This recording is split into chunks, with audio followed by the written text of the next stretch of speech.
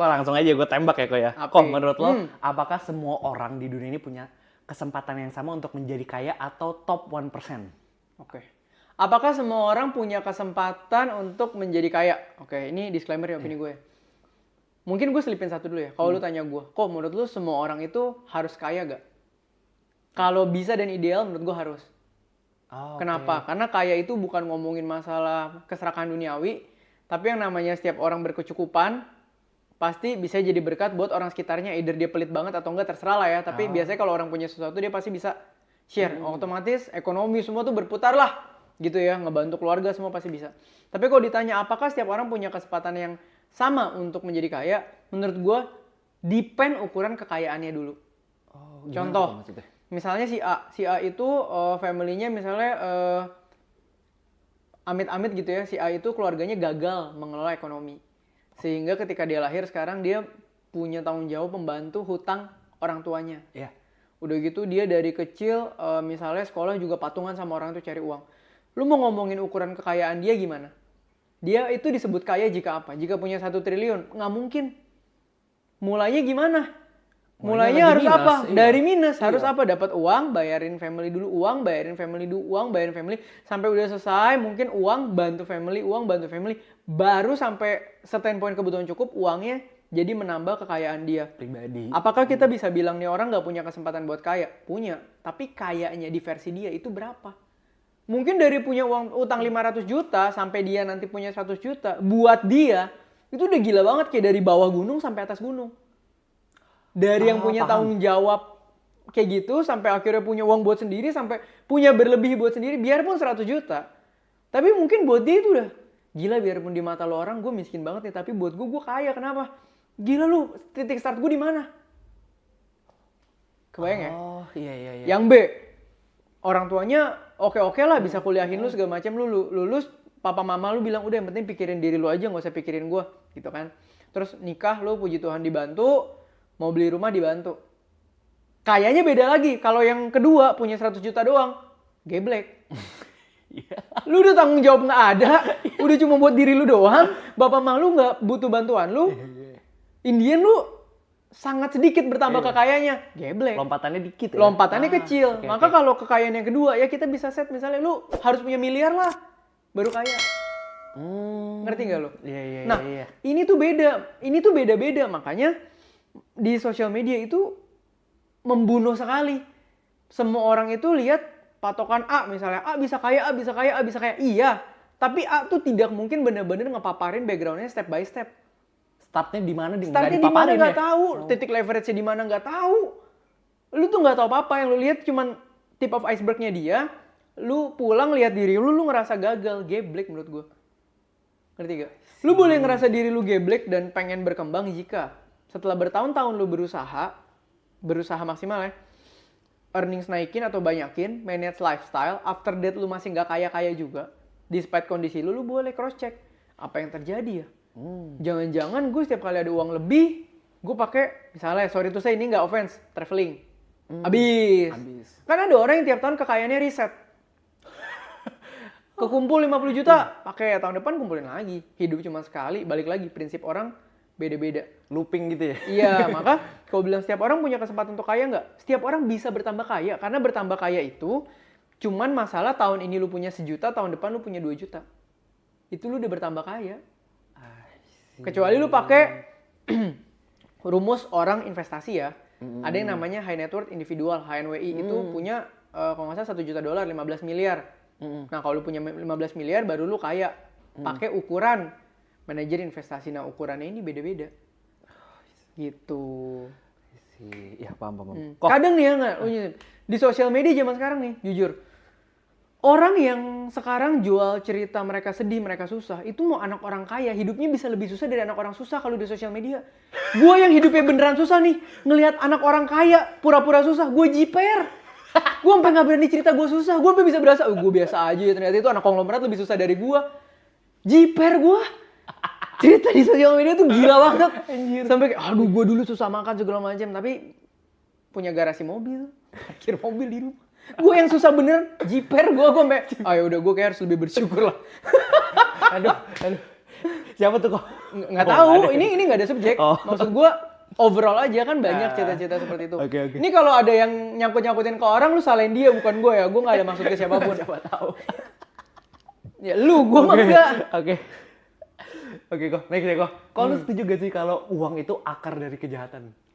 Ini salah lu omelin pendeta lu. Oh. Akar dari segala kejahatan adalah cinta akan uang. Bukan uangnya. Kalau uang akar dari kejahatan, ngapain Tuhan ciptain uang? Manusia menciptakan alat tukar, tapi kenapa diizinkan sampai ada kayak gini? Gitu loh. Punya uang banyak bisa jadi berkat lebih buat banyak orang. Malah gue lebih setuju semua manusia uangnya banyak. Biar bisa Setidaknya berkat tidak ya. ngutang sama orang. Bener juga, utang tuh perusak relasi ya. Tidak merugikan orang lain, udah itu saja satu. Gitu loh. Nah, tapi cinta akan uang itu baru akar dari segala kejahatan. Kenapa? Gini, nggak usah uang. Lu cinta sama, misalnya lu punya imaginary girlfriend lah sekarang, namanya Ayu. Lu cinta banget sama Ayu, sampai orang tua lu larang, lu lawan. Orang tua lu kasih nasihat, lu tengking dalam nama Yesus tuh orang tua lu. Ya kan? Terus semua hal lu langgar demi si Ayu ini. Yang salah Ayunya. Bukan, yang salah adalah cinta lu sama Ayu terlalu gila sampai lu ngorbanin semua hal buat Ayu. Sama, cinta akan uang sangat berbahaya karena lu akan mengorbankan Tuhan lu, orang tua lu, temen lu, partner lu, hidup lu, Apapun moralitas lu, etika lu buat uang. That's why itu yang gue bilang, orang makin kaya kok ada yang merasa makin kurang. Aneh. Orang makin kaya kok ada yang hidupnya makin stres, makin sibuk. Aneh. Karyawan makin banyak. Makin stres ya. Orang makin banyak uang, harusnya kehidupannya makin balance, makin tenang, makin cukup, makin happy, makin bisa memilih, makin bisa bersyukur. Kalau orang makin kaya tapi arahnya another way around, berarti something's wrong di sana. Itu yang harus diteliti. Gitu loh. Makanya gue bilang, buat teman-teman semua termasuk diri gue sendiri, gue bahkan pernah doa, Tuhan gue siap nggak jadi orang yang kaya-kaya banget. Kenapa? Karena untuk melanggar apa yang Tuhan mau dan melanggar ranah-ranah legalitas, itu pasti rezeki lu lebih sedikit daripada yang ilegal. Coba sekarang teman-teman gue tanya, gimana caranya 2 tahun lu jadi kaya banget? Yang legal. Lu pasti nggak kepikir. Begitu gue bilang, boleh yang ilegal. Wah, di otak lu banyak. Jual narkoba kok, judi kok. Bener nggak? Rampok kok, nipu kok. Ini kan cinta akan uang. Lu udah nggak peduli lagi, yang penting dapat uangnya. Semuanya dibuang, moralitas semuanya dibuang, yang penting dapat uang. Seberapa lu bisa mengorbankan semua hal untuk uang, lu pasti lebih kaya dari gua. Ngerti ya? Misalnya gue cuma bisa korbanin segini demi uang, lu bisa korbanin segini demi uang. Lu udah pasti lebih kaya dari gua. Makanya kalau menilai hidup cuma dari kaya-kayaan orang, yang paling kaya adalah orang yang paling bisa buang semuanya untuk uang. Definitely. Dan belum tentu paling happy. Ya happy another place. Kalau lo ngomongin kaya, gue berani jamin. Lu suruh gue ngadu nih sama orang yang siap bayar segala hal, yang penting dapat uang, gue pasti kalah. Karena buat gue uang cuma alat yang akan gue pakai untuk meleverage hidup gue lebih bahagia. Gitu.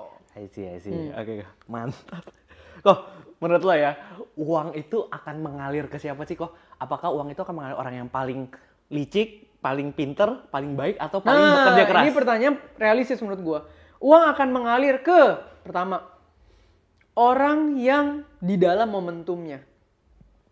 Itu gimana tuh? Uang tuh berputar seiring dengan momentum. 2020 lu buka kelas keuangan, kaya lo saham. 2022 sekarang lu buka kelas kripto, rame. Ngerti ya? Ada momentum, ada momentum. Nah, maka uang akan sangat ramah dan datang ke orang yang ada di dalam momentumnya. Questionnya, gimana lu di dalam momentum? Berarti lo harus jadi orang yang apa? Knowledgeable dan growing. Supaya lo update terus, lo kebaca momentumnya ada di mana. 3, uang datang kemana? Orang yang berani apa? Eksekusi dan berani action untuk mengambil ruang di dalam momentum. Kebayang ya? Iya, kebayang ya? Kebayang. Gitu loh. Kayak contoh, kemarin offline, pandemi mati jadi online. Lu adalah orang yang ready, lu orang yang knowledgeable, lu ngerti nih gimana bikin bisnis online, waktu itu sekolah online, kelas online, segala macam. Lu di dalam era momentumnya tuh 2 tahun pandemi, panen lu di situ. 2 tahun kemudian sekarang endemi, lu ada orang yang bisa ngelihat pergerakannya lagi. Udah gitu, lu punya knowledge-nya, lu punya capability-nya, dan lu lihat, oh peluangnya ada di offline lagi nih. Lu masuk ke dalam ruang momentumnya lagi karena shifting, ya lu makan lagi dari situ. momentum akan berpindah dari satu ke yang lain. Gitu loh. Contoh kalau sekarang, BTC. Ya kan lu ngapa-ngapain BTC naik, lu untung. Kenapa? Lu di dalam momentumnya BTC. Gimana cara lu beli BTC? Knowledge-nya. Iya. Ngerti gak? Paham. Gitu loh. Keywordnya sih kapasitas lu ya, untuk melihat momentum dan di dalam itu. Dan eksekusi untuk masuk ke dalam ruang momentumnya. Contoh, I see. lu dulu perusahaan startup funding gila-gilaan dapat duit ratusan miliar gampang di eranya. Sekarang susah nggak? Susah. Sekarang momentumnya berarti lagi di tempat lain, nggak di situ. Iya. Walaupun lu kerja keras mati-matian tapi nggak ada momentumnya di situ, ya nggak maksimal ya ya. Nggak maksimal. Sih. Oke, paham kok. Oke kok, next ya. Gue pengen nanya soal menurut lo apa sih yang uang itu nggak bisa beli dalam kehidupan kita? Oke. Apa yang uang nggak bisa beli dalam kehidupan? Mostly setiap hal yang kita mau atau kita butuh di leverage dengan uang. Tapi apa yang kita nggak bisa beli dari uang adalah, nah ini unik. Hal yang uang nggak bisa beli adalah hal yang udah lu korbankan untuk dapat uang. Bentar. Yang udah gue Yang uang nggak bisa beli adalah hal yang lu korbankan untuk dapat uang. Oke, paham. Oke. Lu kerja gila-gilaan, nggak punya waktu berteman, nggak punya waktu sama keluarga, nggak punya waktu segala macam. Lu dapat uangnya, lu dapat nggak relasi lu sama keluarga? Enggak. Mungkin mereka tetap senang-senang aja sama lu, senyum-senyum kan lu transferin terus. Tapi relationnya kebangun nggak? Enggak. Karena relation butuh waktu. Waktunya udah lu bayar buat dapetin uang. Itu yang lu korbanin kemarin. 1, 2. Lu ambil uang. Misalnya promosiin sesuatu yang ilegal. Kayak kita mau di endorse banyak banget yang ilegal. Kalau gue cinta duit, kaya banget gue sekarang tuh. Kita nolakin brand banyak banget. Misalnya gue mau uangnya gitu ya. Ya gue ambil aja semua endorsement gue promote ke kalian. Yang gue dapat uangnya nggak? Dapat. Banyak nggak? Banyak. Yang hilang apa? Rasa percaya kalian. Kredibilitas, integritas gue sebagai orang yang punya prinsip geser semua. Gue bayar moralitas gue bayar prinsip hidup dan values gue. Bukan berarti orang yang bayar salah ya. Nggak. Untuk gue tidak mau mengorbankan sampai situ. Oke, paham. Oke. 3, apa? Misalnya, lu kejar uang, lu dapat uang banyak. Tadinya lu ngelihat istri lu seneng. Begitu lu kaya, lu ngelihat istri lu kurang, lu mau cewek lain. Pindah. Akhirnya yang lu bayar apa? Istri lu. Jadi simpel, apa yang uang nggak bisa beli? Nah itu, harga yang lu bayar buat dapet si uang itu yang nggak bisa lu beli lagi. Kalau kesehatan, segala macem. Respect itu susah sebenarnya. Respect itu 2 menurut gua secara realitas. Yang pertama, lu memang berintegritas, punya impact dan punya karakter. Orang respect organik. Yang kedua, beli respect. Itu bisa kok. Ya kenapa nggak bisa? Sekarang koruptor aja mukanya dongak. Lu pernah lihat koruptor nunduk nggak? Oh iya. Bener nggak? Lu kalau lihat sekarang anak muda influencer semua bilang apa? Contoh dia hebat banget, kaya banget, korupsi. Di mata orang tetap keren karena duitnya banyak. Makin gagah ya. Makin keren. Iya. Koruptor tergede di Indonesia besok ngajak lu makan, lu ngerasa terhormat apa malu? Terhormat. Kenapa realistisnya lu punya duit orang? Respect, biarpun respectnya nggak berdasar cuma based on duit. Makanya gue bilang ada 2 jenis respect. Gitu. Jadi duit itu representatif power ya gue. Iya, lu tanya orang panutannya. Kalau lu mau ngomong kayak, kalau bisa belajar harus dari orang yang lebih kaya dari kita, lebih kaya lagi. Ya lu akan lama-lama belajar bukan sama orang yang makin legal, lu akan belajar sama orang yang makin ilegal. Kenapa? Makin legit, Pak. Iya. Makin sabi tuh. Makin sabi. Oke kok, paham kok. Udah kok, itu aja untuk pertanyaan gue kali ini. Oke, so semoga pembahasan uang realitas ini bisa jadi berkat buat teman-teman. Kalau teman-teman terbantu, jangan lupa like, subscribe, dan follow. So, see you in the next video.